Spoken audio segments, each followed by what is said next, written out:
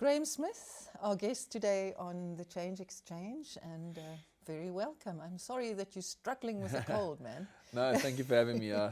Hopefully can get out some good answers for you with a little bit of a cold, but very happy to be here. Thank you. Graeme, this is all about change in one's life. And if I go back in your life, then the first huge step was becoming captain of the South African team at 22. Mm. Did you dream about that? Did you hope for it? Or did it just come upon you? I did. I mean, I did dream about it. I don't think I dreamt that I'd get it at 22. Did you really? Did you? Yeah, did I was there a vision? I was fortunate that, I think cricket for me was my dream. I mean, I loved sport as a youngster, and as I progressed, through the age groups, cricket started to become more and more sort of the most prominent thing in my life. And from the age of about 16, I honestly can't remember wanting to be anything else. Even I had my parents arguing, do your homework, you never know, you could get injured, trying every trick out of the book. But for me, it was always cricket. And I think the fortunate thing that I had was I was sent to an academy at about the age of 12 or 13 there, and there was a psychologist that taught us about goal setting, and I think that's why I had maybe written down that I'd love to captain South Africa one day, and so that was kind of always had been a dream. Where did you put that? I had it. That piece of paper. I've actually still got that piece of paper. I still have it in the exact same little folder that I had as a 12 or 13-year-old. I always carried it around with me, and occasionally through my career, I'd always go back and look at things that whether it was a tough time or a good time, I'd go back and just to create perspective of what you'd been through to get to this point in your career. When you've been playing for South Africa for 12 years, go through so much. But I always enjoyed going back and seeing where it all started. Are you a 5-year planner or a kind of vision man? I'm probably a daily planner or a weekly planner, but I certainly haven't planned long term in anything that I've done. I think with my career and everything that I was faced, things change so quickly. From day to day, from week to week, from venue to venue, everything is different. And you're traveling the world. Even in South Africa, you're traveling to different parts of South Africa and all the different challenges that you face. You need to be able to meet them along the way, and obviously over time gained experience at doing that. How did you, in quite practical terms, how did you handle it? It's a very big job for a very young person. Did you look for mentors? Did you read? How did you approach it? I read a fair amount. I mean, I think early doors, the first big sort of tour I had was to England, and tried to interact with various people on that tour. Obviously, immediate people around me. But if I'm honest, I mean, I was never put on a course. I was never put on a speaking course. I was never, really assigned a mentor at 22. I learned through my own growth, really. Mistakes, doing things well. Having the ability to look in the mirror, and also until the point of I'd say about 2006, 2007, where I really started to work with Paddy Upton, who eventually became the team psychologist. And straight after Paddy, I became very close with a guy named Jeremy Snape, who then became sort of a really important mentor and helped me change from this young, brash upstart. Yeah, well, I mean, I don't think I ever was originally a brash and upstart, but I think that I portrayed that because maybe I didn't have the confidence in what needed to be done. And then as I started to grow and find the confidence in myself and understand what the role really required, I started to settle down and started to figure out this plan, and within that, calm down and sort of allowed myself to grow and be more open with a lot of people. This is a question actually that came from our online community regarding that. You seem to have been, it comes from Andre and Tanya Grobelaar. You seem to have been on the short end of the stick with many negative remarks, both personally and professionally. How do you rise above that? I'll just say an inner strength, really. I mean, people who tell you that you hide away from it, it always finds a way to finds a way to track you down. Whether you haven't read the paper today and one of your friends phones you and says, "Can't believe what that guy said about you." So you always end up hearing things here and there. But I think that inner strength, I think I was never a guy that was defined by what people said about me. If I wore nice clothes today and someone said you look good, then I felt good. You know, I wasn't that type of guy. I had an internal strength that sort of drove me throughout. You knew who you were. Yeah, I think that was one of the reasons why I managed to handle it a long time. I think I knew my strengths and weaknesses. I knew the things I needed to work on as a player and as a person. But a lot of my strength came from inside of me, and not like I wasn't defined by what remark a person had. Even though it hurts, you still know you have that inner strength to go and hopefully perform or make things right, and you know, maybe turn that person around through what you can control, and that's performance, really. If you think back to it now, from the ripe old age of 33, what advice would you give a young person who takes on a big job, any big job? Not to take it at 22 years old. I mean, for me... Was it rough? Yeah, it was rough. I mean, there was lots of... I mean, South African cricket at that time was very young in many ways. I mean, there were so many changes taking place, from politics to selection to you know, setting up structures for the game. So I was a part of, I mean, I guess in 12 years, you're part of a huge growth spurt in Cricket South Africa and the Proteas. But, you know, I think there were very tough days along the way. But I think that's the thing that I was probably proudest of over a period of time, was, you know, having that ability to still perform under that pressure, to still, you know, find a way to be successful. It sounds as if what you're saying is focus. Know what you can bring and shut out the noise. Well, I mean, I don't think you're ever going to be able to impress 50 million people, you know, or Not constantly. let's just say there's 20 million cricket fans in South Africa. I mean, it's a vast number. So I think, you know, if you end up focusing a lot on that sort of stuff, you know, it can become very daunting. It can become very challenging. And I think, you know, even though you know there's so many different perspectives, you know, you're the one that's in that environment that needs to make a success of it. And that was always my goal. I wanted to always do the best I could for the team. I knew I was coming from a good place. My heart was in the right place. And I think, you know, that trueness was important to me. I spoke to a doctor in Port Elizabeth recently, and he said he's also done amazing community work. And he said, you point your heart in the right direction and you go. And it's such a lovely remark. Can I ask you something slightly different? Sportsmen, often, well, always, young people earning a lot of money, but they know that their career is going to be quite short. How did you manage your finances? There were challenges also along the way, I guess. It wasn't always perfect, but you know, I was very fortunate that we're a family that didn't come from a lot of money. My dad, you know, we were a pretty poor family initially. My dad worked hard to set up his own business, and I think in terms of, you know, setting up his own business to what it is today, it really helped me and benefited me, because, you know, he really took care in making sure that I made the right decisions with my finances, didn't waste and flash around and end up with nothing at 34, or what I am now, 33. So, and also I think along the way you meet certain people and you make hopefully better decisions along the way in terms of the relationships, the people that get involved in your life. And I think associating with some really good finance people sort of halfway through my career, you know, have benefited me now in having a family. You know, I guess at that stage, being a young man and you're earning money, you don't really think too much about the future and the challenges of when you retire, and suddenly you've got 2 kids and a wife that need support. So I was very fortunate initially that my father played a very important role in that, and then, you know, meeting some good people along the way that helped me. And what are the principles? You know, once again, for young people watching this, what can you teach them from the great old age of 33? I think everyone's going to face their challenges, different challenges. Everyone's background is different. But don't buy the Lamborghini. No, I mean, the guys are earning a lot more money now than when I originally started, you know, with IPLs and stuff like that. But you know, I think the old balance and common sense theme is always important. I think it's also, you know, what type of person do you want to be, you know.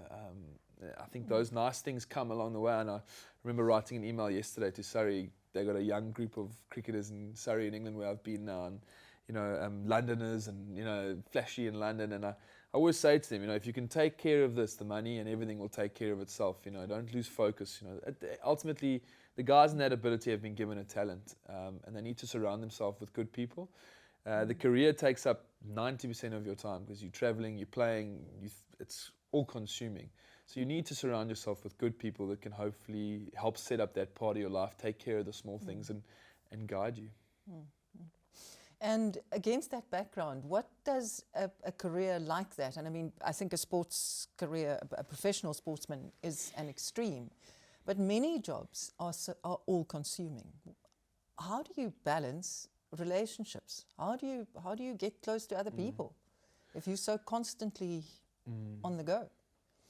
I found it challenging, especially from a captaincy perspective, because you constantly you bring your work home with you at night, and I struggle to sleep at times during big games, and you're stressed, and I don't think I was sort of single for a lot of my career until there were a few relationships along the way, but nothing that really stands out until I met my wife, and then that's when things started to change, because suddenly for the first time in my life I believed, oh, this is my wife, I want to marry her.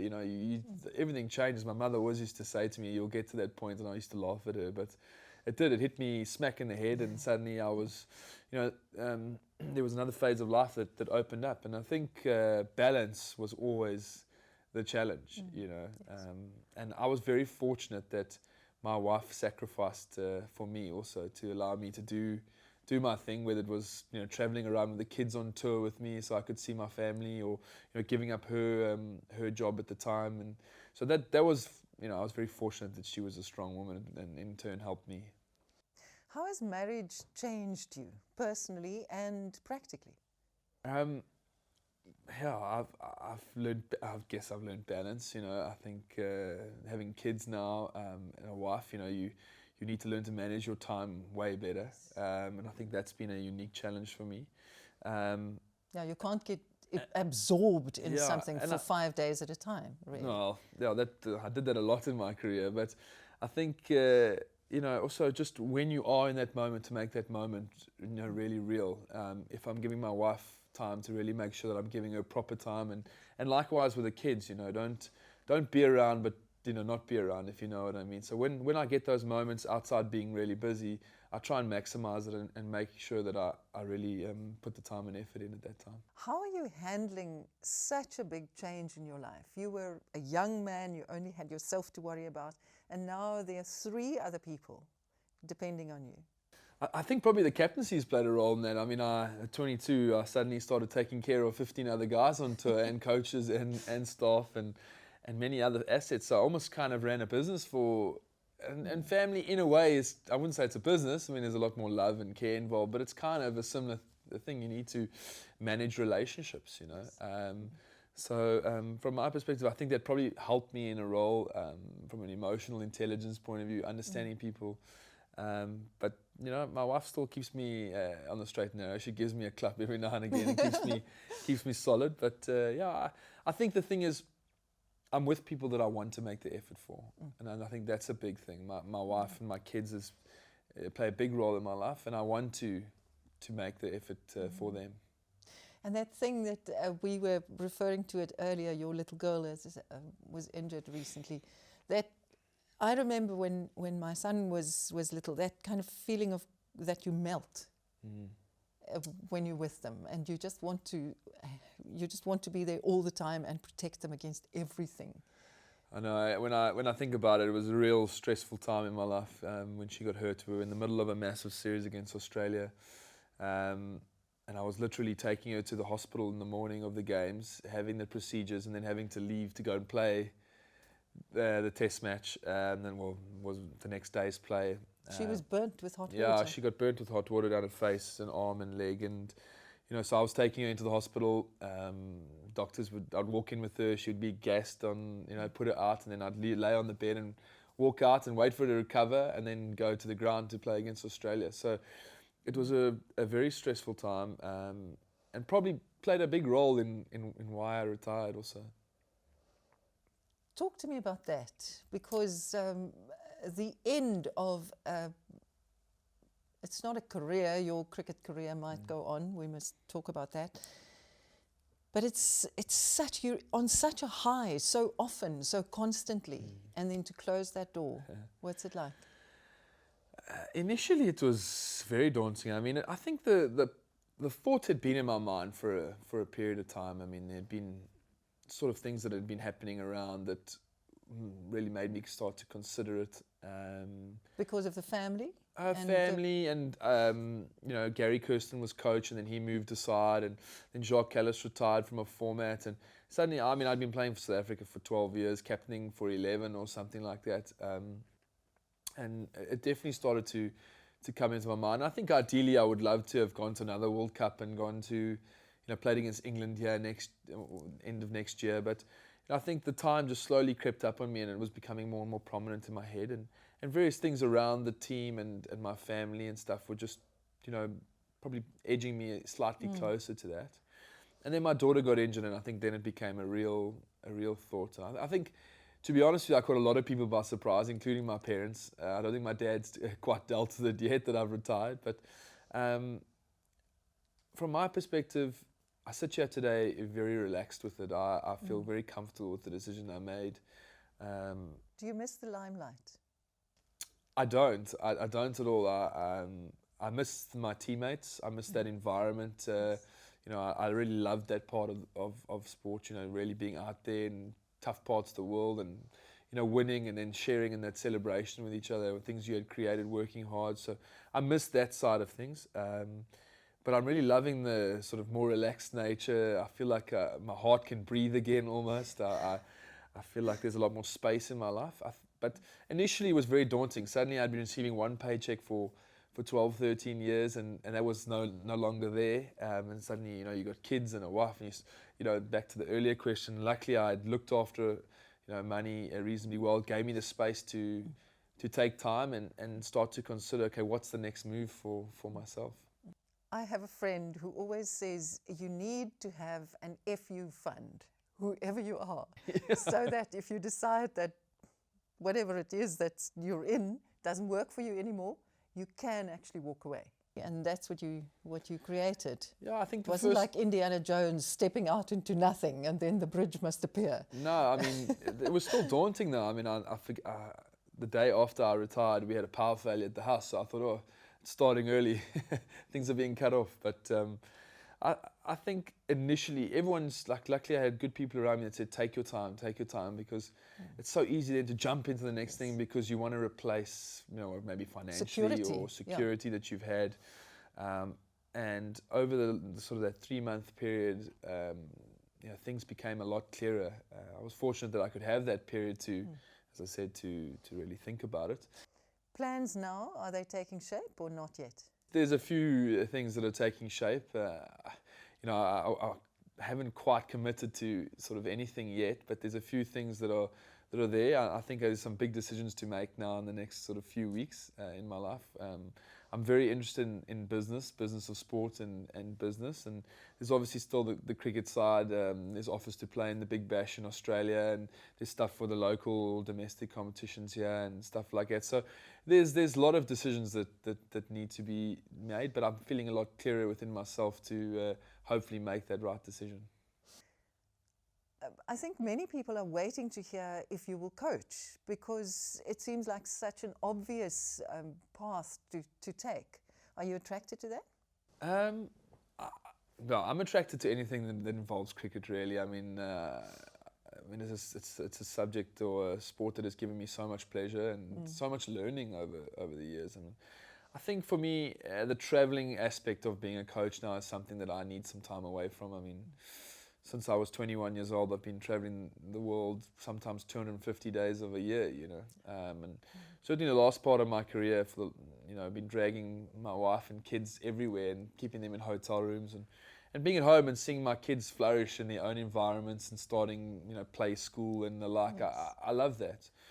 But I think the things that interest me more, maybe more the business of sport and maybe coaching, maybe getting involved in sort of aspects that are, you know, maybe around the team and around administration and also business. How do you experience the loss of definition? For so many years you were South Africa's cricket captain, and now there's no easy answer to I am something.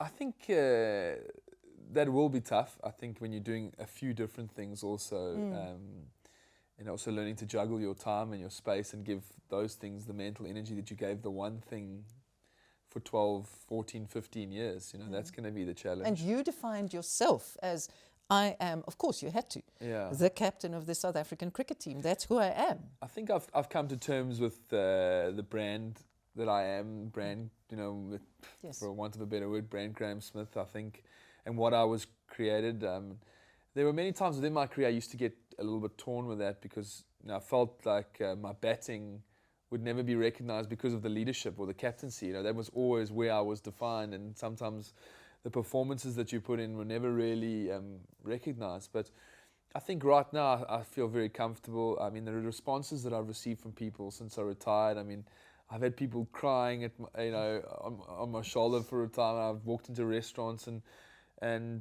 people have been fantastic, and it just makes you feel grateful for all the time and effort that you gave, and you played and you won games around the world for many fans that support you, and to see the reactions now really is so meaningful. And I think this next adventure is kind of just starting. It's like it's a new starting point, and again I think the same principles apply. That internally I have this drive to want to achieve in this new adventure, and hopefully along the way there'll be some great support. And your wife, to come from green Ireland to South Africa, well, the Western Cape is fairly green, at least. How does she experience it? If I can ask you to speak for her. Yeah, no, she loves Cape Town. I'm very fortunate from that perspective. I guess when you meet someone from another part of the world, there's always that challenge of, someone's got to give up something. I was very grateful for the sacrifices she made, especially in that last part of my career was with the kids and her move out to Cape Town. And I'm very fortunate she's really become stable and loves living here. It's a huge responsibility because you really are her only linked to this new community. In the first part, until she made friends and forged relationships and I guess made some girlfriends, and so I think in that first part, yes, there's a huge responsibility. I think there's a lot of time and effort that needs to be put into set up things. I mean, she arrived here not having a bank account, not having a hairdresser doll. Nothing. Her whole network that she knew suddenly was taken away and had to be restarted here. So, it was initially a lot of time and effort applied into the relationship to set things up, and it's great to see how she's flourishing now and loves being in South Africa. Do you have a motto for life?